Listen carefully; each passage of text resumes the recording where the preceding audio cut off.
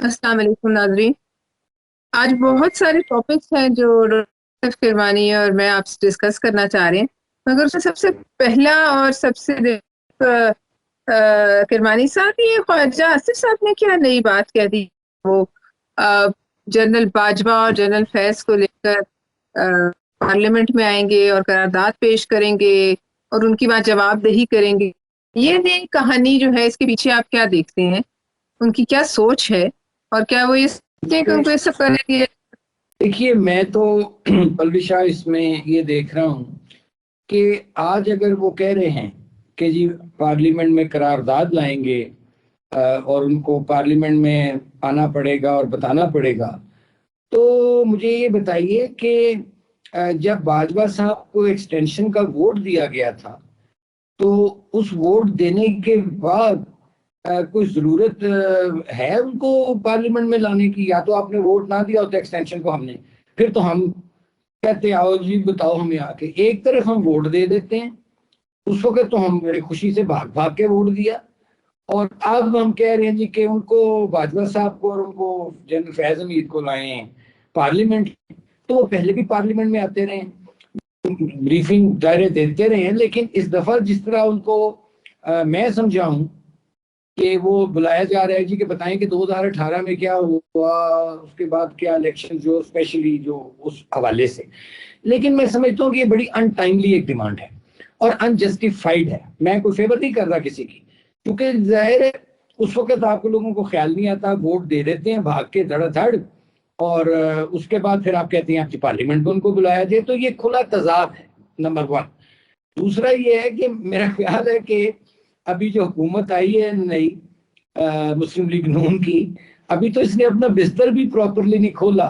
लगता है खाई साहब इसका बिस्तर गोल करना चाह रहे हैं, मुझे तो ये नजर आ रहा है कि इस किस्म की बातें करके असल इशू जो है, जो जिसके लिए आप आए हैं, तशरीफ लाए हैं गवर्नमेंट में, वो इश्यूज हैं जो पब्लिक इश्यूज हैं, उनको रिजॉल्व करें।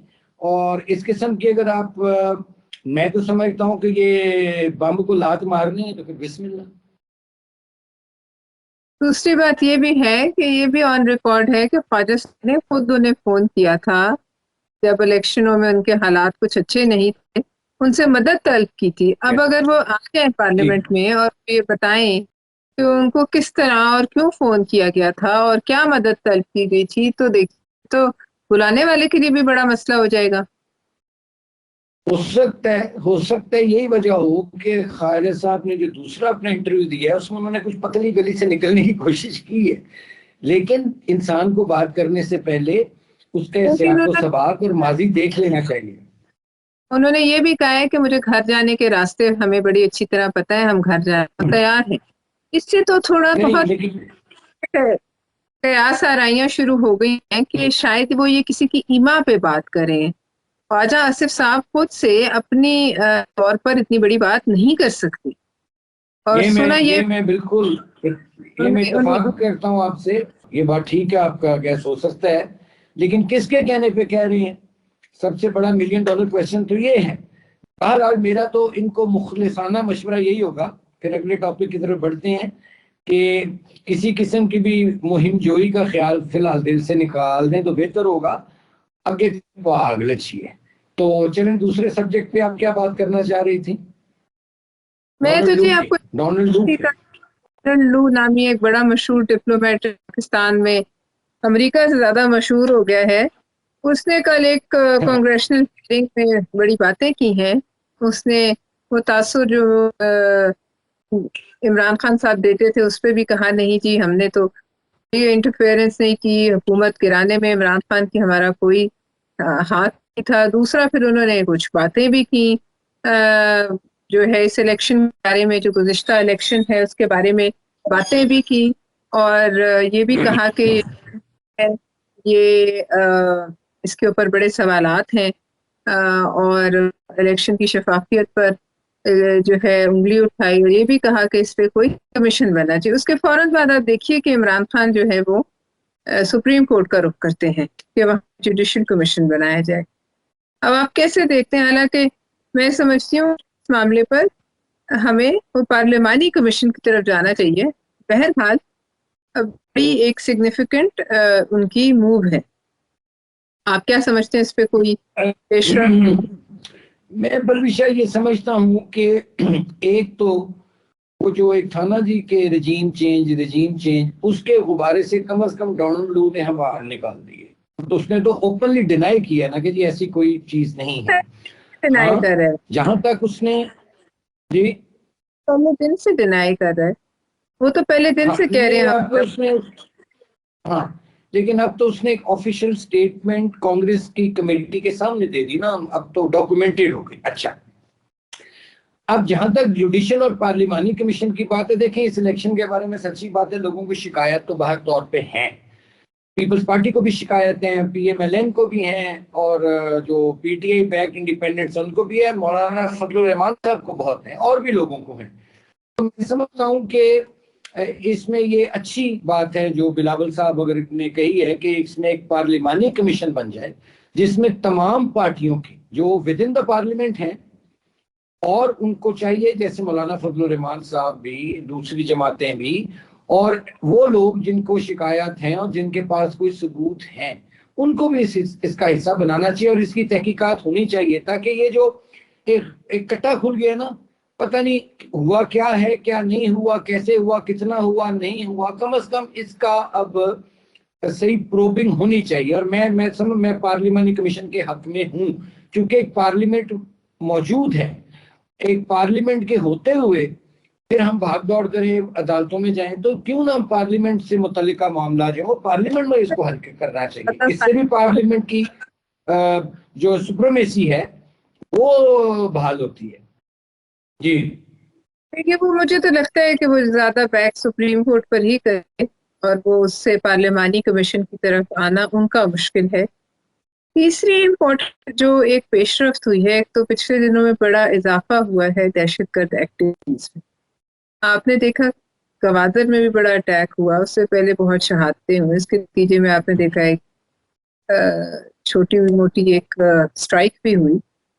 یہ دیکھیے کہ اس سارے ماحول میں وہ آئی ایم ایف ہے وہ کہتا ہے کہ آپ سی پیک کو جو ہے رول بیک کرنے کا عندیہ دیتا ہے، اور این ایف سی کی پہ تو ہم بات کر چکے. ایک تو آپ یہ بتائیے گا اس پر آپ کیسے دیکھتے ہیں کہ وہ جماعتیں جنہوں نے سی پیک کو ہلانے کے لیے یہ اپنا خون پسینہ ایک کیا، وہ جماعتیں اور ان کے سربراہان اس پر کیا بات کریں. دوسری بات یہ ہے کہ جو بجلی اور گیس کے بل بڑھ رہے ہیں تو کی ڈیمانڈ ہے ڈو مور. تو اسی ماحول میں وفاقی وزیر داخلہ کہتے ہیں کہ وہ کریک ڈاؤن کریں گے بجلی اور گیس چھوڑ کر.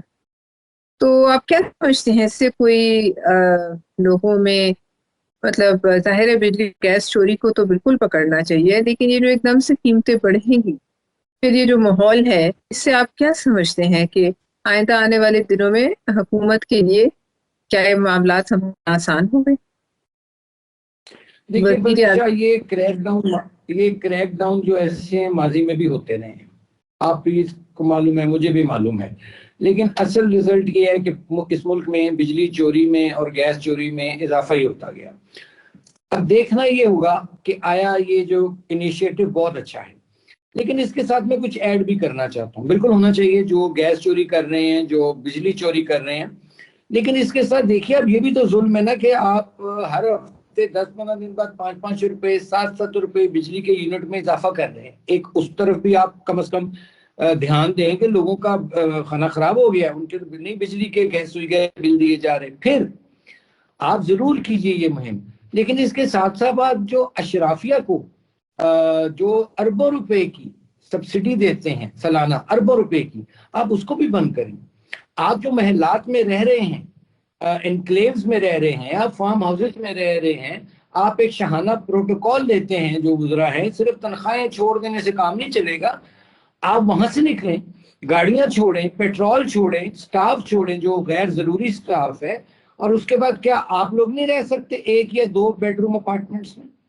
آپ کیوں بڑے بڑے اصل جو چیز ہے بچت کرنی ہے، اگر آپ نے کفایت شواری کرنی ہے تو اس کے لیے یہ بھی لازم چیزیں ہیں. رہ گی جہاں تک آپ کی بات جو آپ نے فرمایا کہ ایک تو یہ ہو گیا، دوسرا کیا آپ نے کہا تھا؟ میں نے کہا کہ ایک طرف I M F CPEC roll رول بیک کرنے کی مطالبے کرتا ہے، سی دوسرے پیک آپ مجھے بتائیں نا، آپ مجھے بتائیں پرویشا آپ بتائیں مجھے کہ سی پیک کیا آپ نہیں سمجھتے کہ پاکستان کے لیے اکنامک اس کی شاہرگ ہے، معاشی شاہرگ ہے؟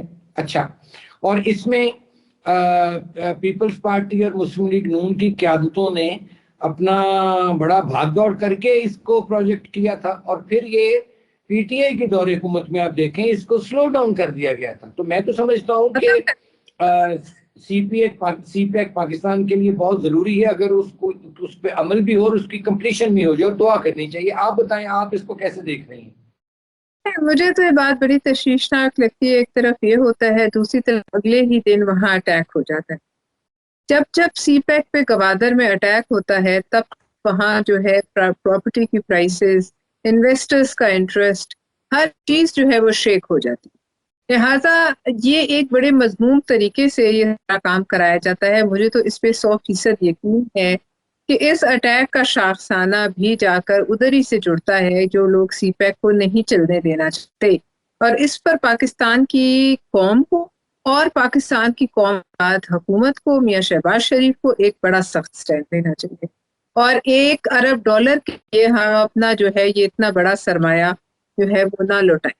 میرا ذاتی یہ خیال ہے ہم اس کو جو ایک دم سے اٹیک میں شدت آئی ہے اس کو ہم جو ہے بالکل آئسولیشن میں نہ دیکھیں، اس کو اس تناظر میں دیکھیں کہ کوئی تو ہے انٹرنیشنلی ایسے پلیئرز کہ پاکستان کو گھیرے میں لا کر جو ہے وہ اس کا جینا محال کرنا چاہتے ہیں۔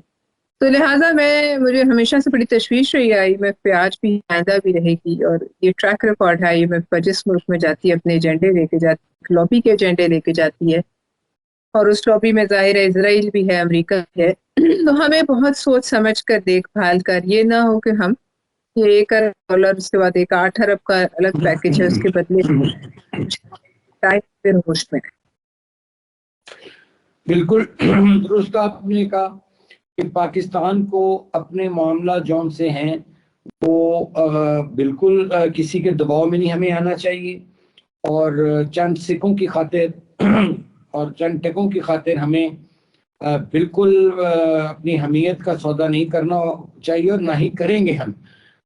اور میرا خیال ہے، اور میں تو بڑا اس کا ہوں، اس کی فیور میں ہوں، اور میں بڑا اس کا سپورٹر ہوں کہ جو سی پیک ہے وہ، پھر میں ریپیٹ کر دیتا ہوں کہ وہ پاکستان کی ایک معاشی شاہرگ ہے، اور جو بھی لوگ اس کو روکنا چاہ رہے ہیں، سلو ڈاؤن کرنا چاہ رہے ہیں، جن لوگ طاقتوں کو یا قوتوں کو یہ پسند نہیں ہے، میں سمجھتا ہوں کہ وہ پاکستان کے خیر خواہ نہیں ہیں، اور ہمیں اپنے گھر کو جتنا بھی ہم، جو پاکستان ہے ہمارا گھر، جتنا بھی اس کو ہم معاشی طور پر اور سیاسی طور پر سٹیبل بھی کریں اور محفوظ بھی کریں، یہ ہمارا حق ہے، اور انشاءاللہ تعالی میں سمجھتا ہوں کہ پاکستان کے جو مخالف دشمن ہیں وہ اپنے مذموم مقاصد میں کامیاب نہیں ہوں گے۔ اسی کے ساتھ ناظرین، میں اور ڈاکٹر پرویشا خان صاحب آپ سے اجازت چاہتے ہیں۔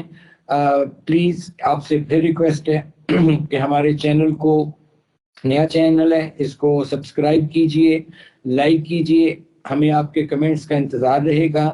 اگلے پروگرام تک پھر ملتے ہیں۔ آپ کا بہت بہت شکریہ۔